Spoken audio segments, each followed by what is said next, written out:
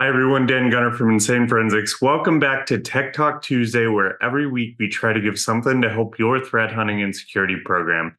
And today we're going to do a topic that was requested a few days ago by someone on YouTube, which is WannaCry. So we'll talk through what happened with WannaCry, we'll talk about how it worked, and we'll talk about how to detect WannaCry. Because while this did happen a few years ago, there's still a lot of things that can be learned, both in how we do detection, how we do defense. And so we're going to dig into some of those points as we talk through WannaCry. So an overview of WannaCry. This happened actually back in May 2017. It lasted over a 4-day period. Across this infection, over 230,000 computers were infected across 150 countries. This leveraged a stolen zero-day remote code execution vulnerability that worked on just about every version of Windows known as MS 17010, CV 2017, 0144. There's actually a few others in that series we'll talk through. This was, believed to be stolen by a nation state actor, by Equation Group. And so we'll talk about kind of the timeline and how that lines up, and then how to find that vulnerability. Because believe it or not, even today in January 2024, there's still a lot of hosts we see out there that are vulnerable because they're either older versions of Windows that haven't been patched, or there's just still systems out there, both in industrial and other places. What WannaCry did is it locked computers and extorted victims for Bitcoin. I think in the first 2 or 3 days, it asked for $300 per computer, and then for the other three, it asked for 600. What was interesting with WannaCry is there was a kill switch domain embedded in there. That domain was actually available. So Marcus Hutchins, known as Malware Tech, actually grabbed that domain, sinkholed it, and it stopped the infection from happening. So we'll talk about how that worked in there. But what's interesting with WannaCry, again, with the exploit that was used and the impact of WannaCry really came because there was this nation state level vulnerability that leaked out from the Shadowbrokers. So this group called the Shadowbrokers appeared in summer of 2016. They claimed to have Equation Group malware, which, if you believe community stuff, this might be tied to a US group. No one knows there. But the first leak was in August 2016. The leak that really was relevant to WannaCry came April 8th, 2017, around then. And then on April 14th was actually when EternalBlue, which was that foundation of MS 17010, leaked out to the public, right? From this leak, this was the foundation of those WannaCry exploits. What's interesting is Microsoft had actually patched some of these vulns a month before. And so even while this vulnerability was out there, there were patches for versions of Windows. I think we'll talk a little more on this. Yep. So what is this vulnerability here? So 17010, EternalBlue, what it was a remote code execution bug impacted at the end. It impacted all versions of Windows. So this was an SMB1 vulnerability. What's interesting with SMB is some people are like, well, Dan, I'm using SMB3, right? SMB negotiation uses the lower levels of SMB. And so it's possible that even just by running SMB, you still have parts of SMB vulnerable. And so in this case, right, this version of SMB was on everything from Windows 95 all the way up to Server 10 in 2016. So again, it was patched a month ahead of the leak. It was leveraged, though. What's interesting is there was a Chinese group, believed to be Chinese group, called APT3 or Buckeye. They've been seen using this vulnerability since March 2016. So again, did they know about the vulnerability before? Were they maybe the only country that knew about it? Did they get it from whoever the shadow brokers were? There's DOJ indictments saying that shadow brokers are tied to a North Korean group called Lazarus. Again, that's really kind of, I think, the US view that's been in there. I'm sure there's a lot of speculation other ways. What's interesting is the version that leaked only worked against Vista 7, 8, and 10. So kind of the newer versions of Windows at the time, the newer kernel version, not XP and before. But what was interesting was the community actually patched that release version. The Metasploit version that released in February 2018 actually patched it to work on all of those other OS versions. So yay, security community, if you will. At the same time, this made this vulnerability a whole lot more dangerous. And red teaming's good. This isn't necessarily entirely a knock on red team, but at the same time, like, if you're going to build tools, they have to be built responsibly and distributed responsibly. And so originally, when this vulnerability leaked, it only worked on Vista 7, 8, 10 and the server equivalents. But at February 2018, it worked on everything. Microsoft actually patched those other unsupported Windows versions in May 2017. And so again, this is when there were patches available. Well, even today, there's still a lot of hosts we see that are still susceptible to WannaCry or still hit by it again, because people don't patch even 6, 7 years later.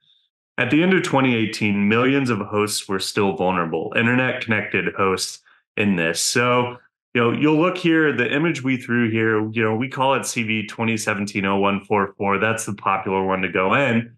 But what you'll see in Microsoft's advisory is there's actually, 5 other CVs, 6 in total, that are tied to this bulletin for different versions of Windows. And these are remote code execution, unauthenticated, very high level ones. So, when we talk about WannaCry, what's interesting is starting with the fact that it did start with this like really, really powerful, remote code execution vuln in SMB that was on all versions of Windows.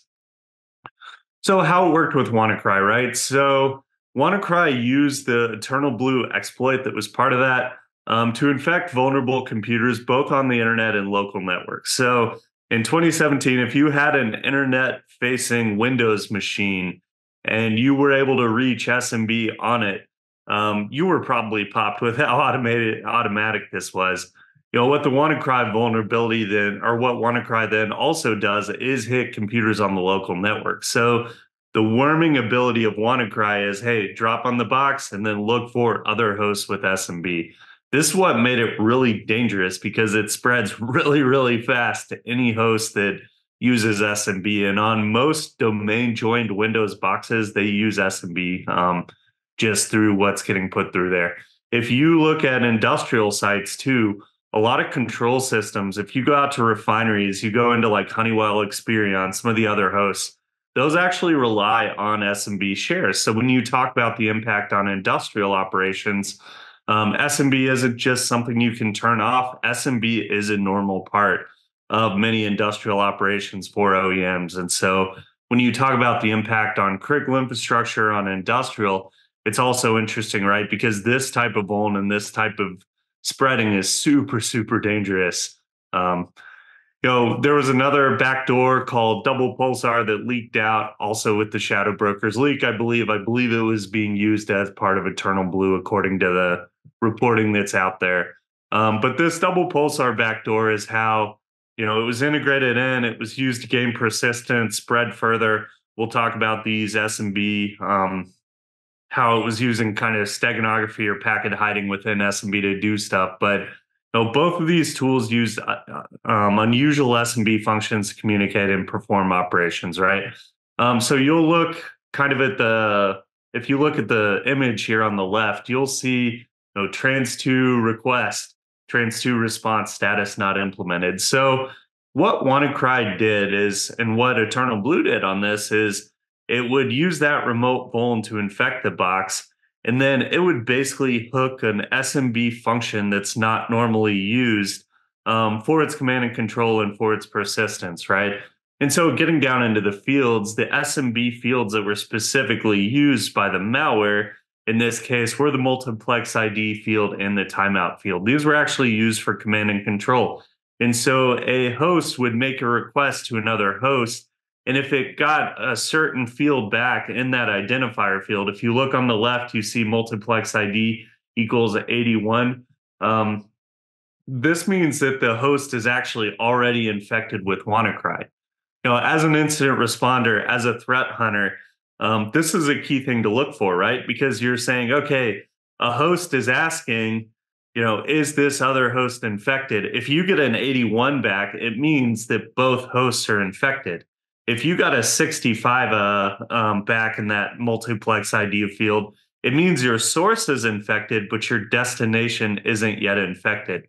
something that we've done in our automation is take that and be like, okay, you could manually pull the PCAP, you could go through this.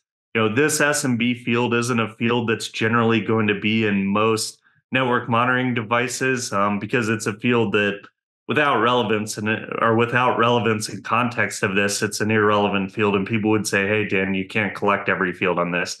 In this case, though, this is a quick way to say, okay, who's trying to infect who's already infected. Let's get the scope of this investigation, right? So tagging on to multiplex ID 81, which is a field in Wireshark you can pull out, is a great way and is the way actually as you're working through threat hunting or incident response for this.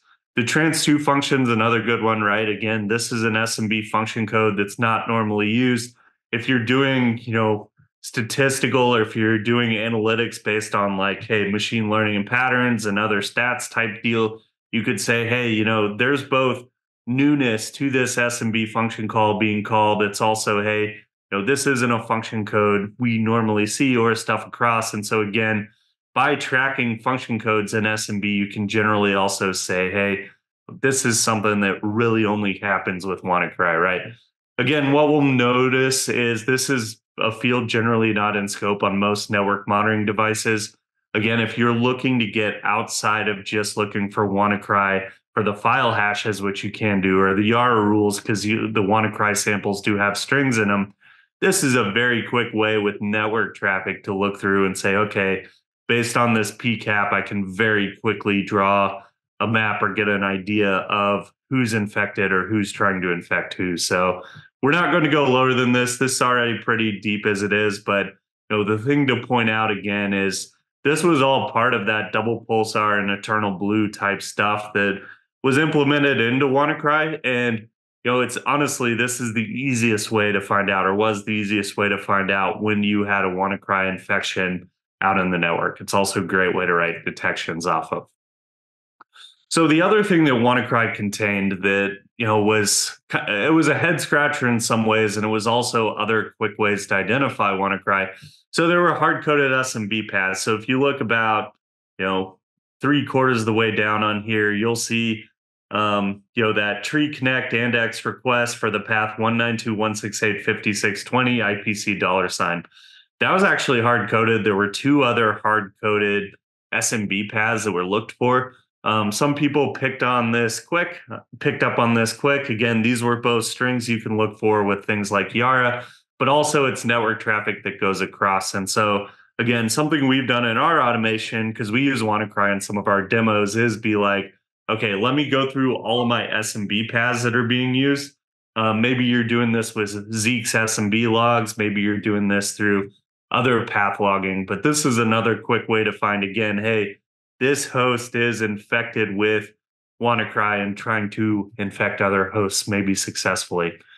The random kill switch domain, right? So we mentioned, those domains that are in there that are available for that. What's interesting with those kill switch domains, why they're in there is because generally, like one way malware authors will, one reason they'll put them in is to say, hey, if you're running this in a sandbox, if you're analyzing it, don't run this malware, if you can't resolve this, right? And so, by registering a kill switch domain, in some cases, in cases like this, if you just tell the malware, hey, if there's no response to this domain, then it might say, hey, I think I'm in a sandbox. I think I'm getting analyzed. I'm going to exit out. That's kind of one of the theories. There were a few domains that Marcus actually registered there, I believe. And we've seen in malware samples, multiple domains. There's even domains that have been seen with WannaCry that haven't been seen, or that are known domains that haven't really been seen out in the wild, but they're known to be tied to that. I think Mandiant's report has a few of those. But this kill switch domain, the discovery, and Marcus registering it within the first few days, made it possible to stop this malware spread, at least alone. Now, that didn't mean that 17010, EternalBlue, and other things, that those still didn't work. That just meant that the WannaCry malware had the capability or would exit itself because of that single domain. So again, this was a quick view over WannaCry. It was kind of a very quick view of how WannaCry worked at the technical level. We talked about ways to detect beyond hashes of looking at those very specific SMB fields. Again, the multiplex ID, the timeout field, those are fields that without the context would be well, you wouldn't generally look at them. But at the same time, when you're looking like at a case like WannaCry, those are ones you should quickly add to monitoring. Or if you're going through PCAP trying to figure out where the WannaCry infection is, those are things you'll want to go on. We also, again, focus on those domains. We focused on other indicators, the SMB paths.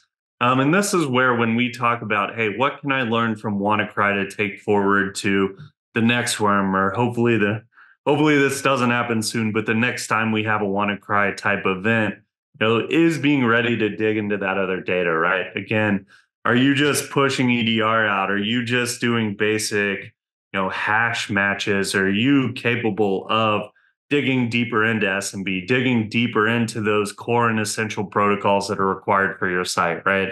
And that's the type of preparedness that really you can do both in tabletop exercises as you practice through your incident response or practice through your threat hunting, just as well as your generic prep. Maybe you're doing this inside of, playbook writing or when you're writing your IR plan, right? But being ready to respond to these core protocols, because again, as mentioned, SMB is core to many business operations, industrial operations, and many other places. So hopefully today, this quick overview is helpful for you. And we hope to see you back next week. If you have topic ideas, if you have things you want to see, if you have feedback, we'd love to hear them. Drop them in the comments. And again, we hope to see you back next week. Thanks a lot.